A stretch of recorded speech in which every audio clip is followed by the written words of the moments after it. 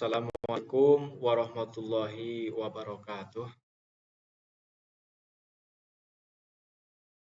Bismillahirrahmanirrahim.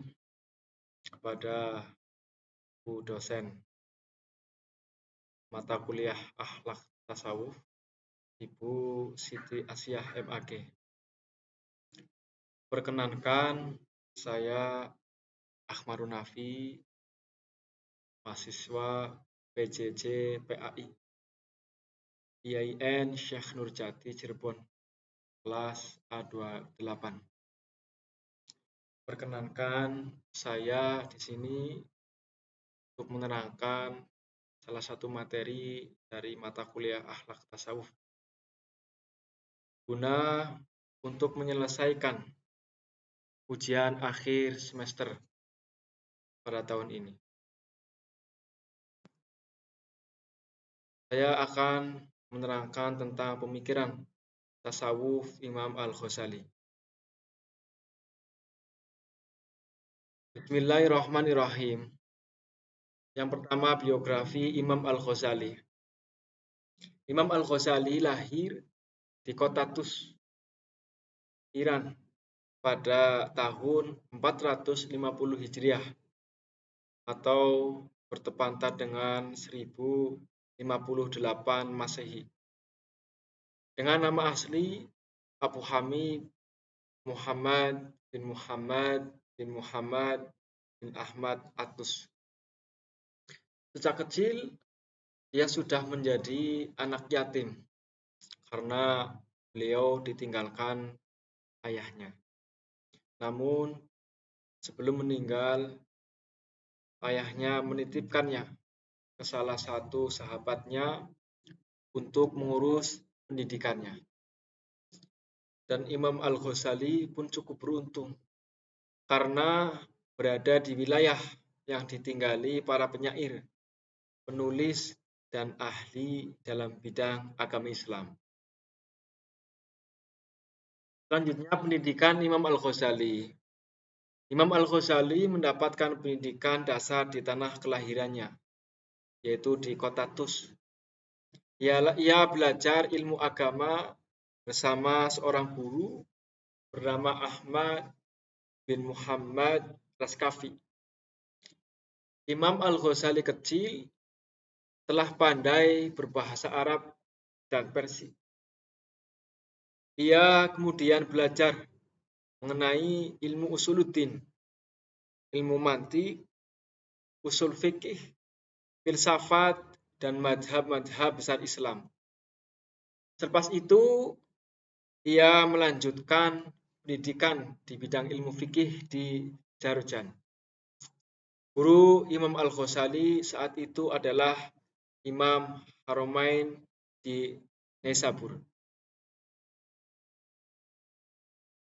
Selanjutnya, tasawuf Imam Al-Ghazali. Sebagai ahli dalam bidang tasawuf, yang kemudian dijuluki sebagai Bapak Tasawuf Modern, Imam Al-Ghazali memiliki beberapa inti ajaran sebagai berikut, yaitu At-Thariq. Imam Al-Ghazali berpendapat bahwa seorang muslim yang ingin mendapatkan jalan tasawuf harus melalui 5 jenjang, yaitu taubat, sabar, fakiran, zuhud, dan tawakal. Selanjutnya, makrifat.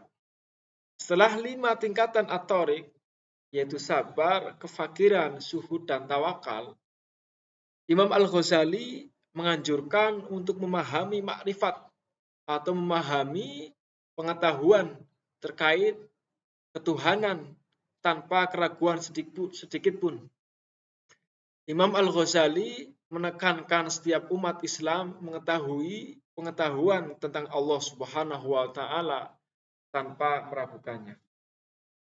Ia juga berpendapat bahwa untuk mencapai pemahaman terkait Allah Subhanahu wa Ta'ala, setiap umat Islam harus memiliki hati yang bersih dan suci. Selanjutnya, tingkatan manusia. Dalam ajaran tasawuf Imam Al-Ghazali terdapat 3 tingkatan dalam manusia, yakni orang awam. Orang awam atau orang yang memiliki pemikiran sederhana. Yang kedua, kaum pilihan atau golongan khawas. Itu orang yang berpikir tajam dan mendalam. Dan yang ketiga, kaum ahli debat. Orang yang mampu mempersuasi orang dan mematahkan argumen. Selanjutnya, kebahagiaan. Menurut Imam Al-Ghazali, kebahagiaan menjadi tujuan akhir dalam perkenalannya dengan Allah Subhanahu wa taala. Dalam konsep tasawuf Imam Al-Ghazali, kebahagiaan itu didapatkan melalui ilmu dan amal. Dengan memahami suatu konsep, mempraktikannya, maka manusia akan menemukan kebahagiaan. Karena karya Imam Al-Ghazali yang menjadi ilmuwan dan ahli tasawuf memiliki beberapa karya dalam bentuk kitab. Berikut adalah beberapa karya Imam Al-Ghazali. Yang pertama, tentu kita semua sudah tahu, masyhur, apalagi di kalangan pondok pesantren, banyak dipelajari. Yang pertama yaitu kitab Ihya Ulumuddin. Yang kedua, Al-Munqidh Minad Dalal. Yang ketiga, Minhajul Abidin. Yang keempat, Al-Maqsud Al-Asna fi Syarh Asma'ullahul Husna. Yang kelima, Faisal Tahfiqo Bayan Al-Islamu wa Zandaqo. Yang keenam, Maqasidul Falasifa. Yang ketujuh, Tahafutul Falasifa.